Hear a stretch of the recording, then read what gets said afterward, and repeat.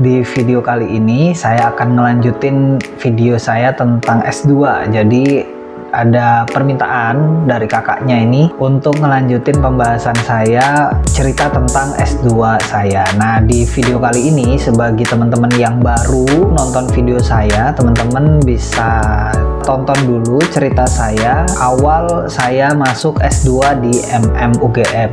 Saat ini saya berkuliah sebagai mahasiswa aktif di UGM. Nah, di cerita kali ini saya ingin membahas tentang beberapa pertanyaan-pertanyaan penting yang menurut saya harusnya diketahui oleh orang yang akan S2 gitu ya. Kalau teman-teman sudah pernah nonton video saya sebelumnya, itu teman-teman pasti mengetahui bahwa saya ini termasuk orang yang kurang inform ya terhadap apa sih yang sebetulnya harus dipersiapkan sebelum kita S2 itu.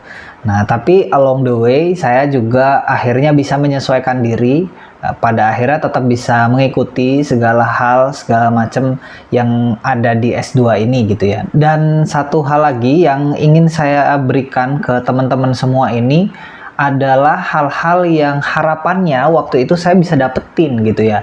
Nah, karena memang saya kekurangan akses informasi dari circle terdekat itu, nggak ada yang bisa sampai S2 di tempat yang saya inginkan ini gitu ya. Makanya kemudian saya kurang terinformasi waktu itu, jadi modal nekat beberapa kali. Bahkan saya waktu pertama kali interview, pertama kali diminta untuk datang ke lokasi, itu saya nggak tahu lokasinya ada di mana. Jadi ternyata beda antara UGM lokasinya dan UGM itu ada di tempat yang berbeda. Ternyata FEB dan UGM juga berbeda gitu ya. Nah, itu saking saya kurang informasi banget gitu ya, benar-benar modal nekat, semua hal baru dicari tahu informasinya pada saat itu juga gitu. Ada beberapa pertanyaan-pertanyaan yang menurut saya itu fundamental untuk teman-teman ketahui gitu ya, sebelum teman-teman pada akhirnya memutuskan untuk melanjutkan S2 atau tidak gitu ya. Karena yang saya temui teman-teman seangkatan, kemudian ada adik tingkat, kakak tingkat juga gitu, ada beberapa motivasi yang mendrive seseorang itu untuk melanjutkan S2. Ada 5 alasan orang-orang itu melanjutkan S2. Yang pertama adalah orang yang ingin karir break. Nah, karir break ini adalah orang yang dahulunya sudah pernah bekerja gitu ya, kemudian ingin ada jeda gitu ya, ada jeda untuk kemudian beristirahat karena tekanan kerja yang terlalu tinggi, kemudian menginginkan untuk beristirahat sejenak dan supaya istirahatnya itu nggak nganggur, bisa digunakan untuk S2 gitu. Nah, ini yang saya banyak juga ketemu. Yang pertama ini tipe yang pertama. Tipe yang kedua adalah tipe yang ingin switch karir. Nah, jadi tipe orang yang switch karir ini adalah orang yang sudah pernah bekerja juga di tempat yang sebelumnya, tetapi kemudian tidak mendapatkan kepuasan dalam pekerjaannya tersebut. Entah karena gajinya yang kecil, atasannya, kemudian atau bidang kerjanya itu yang kemudian nggak perform sama dia, sehingga kemudian dia itu memilih untuk kemudian pindah. Nah, pindahnya ini karena kemudian dia juga nggak punya background, nggak punya pendidikan, nggak mungkin juga ngulang dari S1.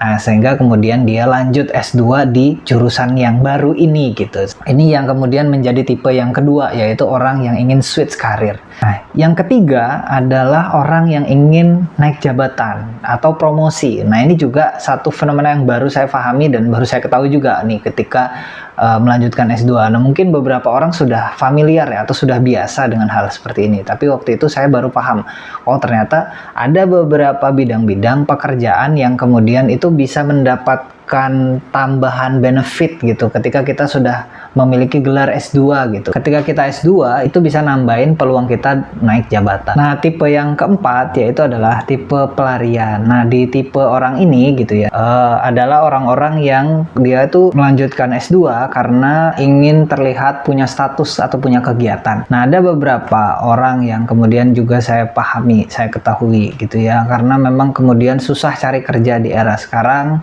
Ada beberapa halangan dan rintangan untuk kemudian mendapatkan karir yang seperti yang sesuai dengan yang dia inginkan, sehingga kemudian dalam waktu setelah dia S1 tersebut itu dia entah bikin bisnis gitu ya. Nah, bikin bisnis, setelah dari bisnis itu baru kemudian dia melanjutkan kuliah juga gitu. Nah, untuk kemudian tadi mengisi waktunya setelah dia kuliah. Di tipe yang terakhir atau tipe yang kelima itu adalah orang-orang yang belum tahu dia hidupnya mau kemana lagi setelah S1 itu gitu ya. Jadi memang benar-benar nggak ada tujuan juga. Nah, sehingga mirip-mirip sama yang keempat tadi, tapi yang keempat tuh sudah ada action sedikit untuk bikin bisnis.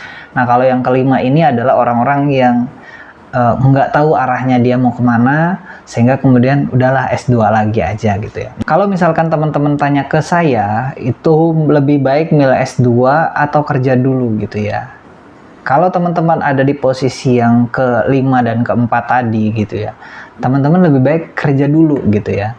Kenapa? Karena memang lebih baik teman-teman dapat pekerjaan yang sulit, nggak teman-teman inginkan, daripada teman-teman langsung ke S2. Karena apa? Nanti akan terjadi gap ekspektasi yang kemudian ada pada diri teman-teman gitu ya.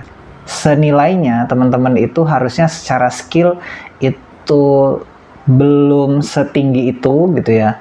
Tetapi secara ekspektasi dari orang-orang yang kemudian ada di S2, kemudian karir yang kemudian menyertai orang-orang dengan kualifikasi S2, itu tuh sudah lebih tinggi gitu. Nah, ini yang kemudian nanti akan menjadi problem juga, ada gap ini.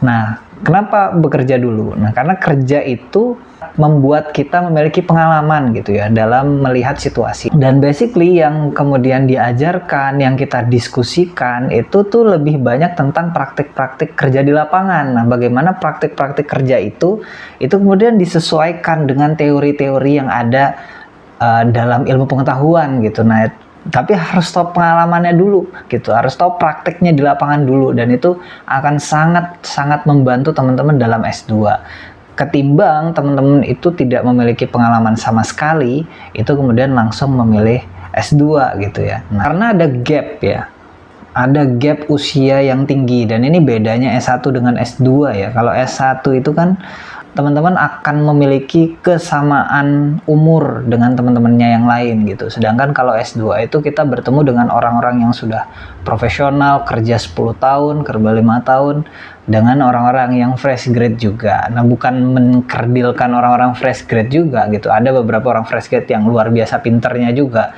Dan ada keinginan juga untuk orang yang mau jadi dosen juga gitu. Dan memang S2 adalah salah satu langkah yang harus ditempuh gitu ya. Nah, akan tetapi gitu ya, beberapa orang yang kemudian tidak memiliki tujuan ini akan sedikit kesulitan gitu untuk kemudian menyamai level berpikir, kebiasaan oleh orang-orang yang sudah terbiasa bekerja ini. Kemudian juga ada pertanyaan, S2 atau short course aja atau ikutin kelas aja. Nah, ini balik lagi ke tujuan teman-teman dan balik lagi ke posisi teman-teman itu sudah ada di mana sih sebetulnya sekarang.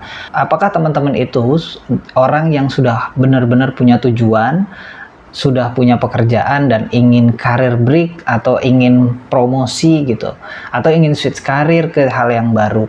Nah, kalau teman-teman inginnya skill, nah teman-teman lebih baik ikut kelas aja gitu, karena yang kita dapatkan di S2 itu tidak banyak berupa skill memang, tapi lebih banyak tentang frame berpikir gitu, bagaimana kita bisa problem solving sebuah masalah itu tahapan-tahapannya seperti apa. Nah, itu yang kemudian lebih banyak diajarkan di S2 gitu ya. Jadi lebih ke framework berpikir dan bagaimana metode kita dalam menyelesaikan masalah gitu ya. Dan masalah yang ada yang kita selesaikan di level S2 itu kompleks gitu atau multidisiplin. Jadi dari beberapa aspek. Nah, ini yang kemudian kalau kita belum pernah punya pengalaman bekerja, itu akan lebih sulit kita memahami situasi kapan kita membutuhkan problem solving level ini gitu. Berikutnya ini saya ingin membahas tentang bisa nggak sih kita tuh kerja sambil kuliah gitu ya.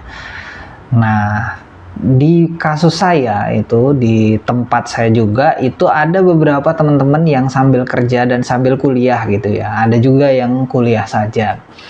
Nah, ini juga jawabannya tergantung pada posisi teman-teman masing-masing. Kalau ditanya bisa apa tidak, jawabannya bisa, teman-teman.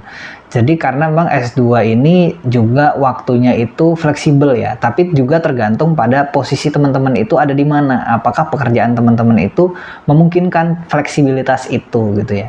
Nah, ada juga kelas yang memang khusus buat karyawan. Jadi kalau misalkan Senin sampai Jumatnya itu kerja, kalian kuliahnya itu dari hari Sabtu pagi sampai malam. Nah itu ada kelas senior eksekutif MBA kalau di tempat kita. Nah itu adalah bagian yang teman-teman bisa ambil juga chance itu, peluang itu kalau teman-teman mau kerja sambil kuliah. Di bagian yang ketiga adalah berkaitan dengan beasiswa atau pembiayaan. Nah ini adalah satu hal yang menurut saya cukup esensial dan saya waktu itu belum tahu banyak ya tentang ini. Meskipun banyak teman-teman ternyata yang sudah tahu nih tentang ini dan well informed lah. Nah saya waktu itu juga karena memang nggak ada circle terdekat yang bisa saya tahu gitu ya, saya modal nekat aja gitu. Dan ini teman-teman bisa ambil pelajaran dari pengalaman saya agar kemudian teman-teman bisa lebih well prepare gitu ya, tidak kemudian akhirnya akan membuat keputusan yang tadi punya dampak biaya yang tinggi di belakang gitu ya. Nah jadi untuk S2 ada banyak sekali pilihan scholarship yang teman-teman bisa ambil gitu ya. Nah daripada teman-teman itu memilih untuk S2 dulu, lebih baik teman-teman mempersiapkan beasiswanya dulu. Nah ini yang saya juga, ini titik juga yang bagi saya sangat penting ya untuk kita ketahui gitu ya. Cari beasiswanya dulu baru cari kuliahnya gitu. Waktu itu saya cari kuliah dulu baru cari beasiswa gitu ya.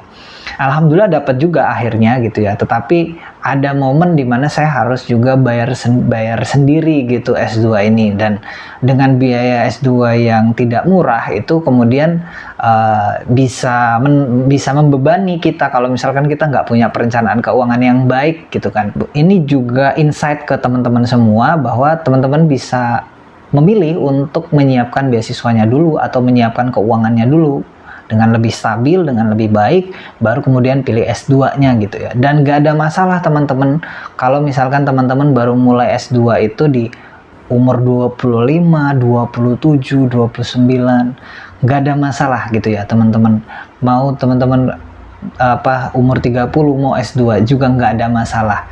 Jadi banyak juga teman-teman yang baru belajar di level itu, dan saya kira malah mereka itu yang jauh lebih perform, jauh lebih punya pengalaman, dan jauh kemungkinan bisa lebih berkembang gitu. Karena tadi ya, di S2 kan kita bisa menggabungkan, mengkoneksi beberapa pengetahuan-pengetahuan yang sudah kita dapatkan dari industri dan dari buku-buku atau dari teori-teori yang ada di pelajaran. Nah, jadi itu pertanyaan-pertanyaan yang saya kira penting dan yang saya harapkan saya bisa ketemu nih sama saya di masa lalu. Saya mau kasih tahu 3 hal ini dan pertanyaan-pertanyaan tadi ya, yang saya pikirkan waktu itu tapi saya nggak bisa dapat jawabannya waktu itu. Jadi demikian video saya Bangkit Adero Forman, terima kasih.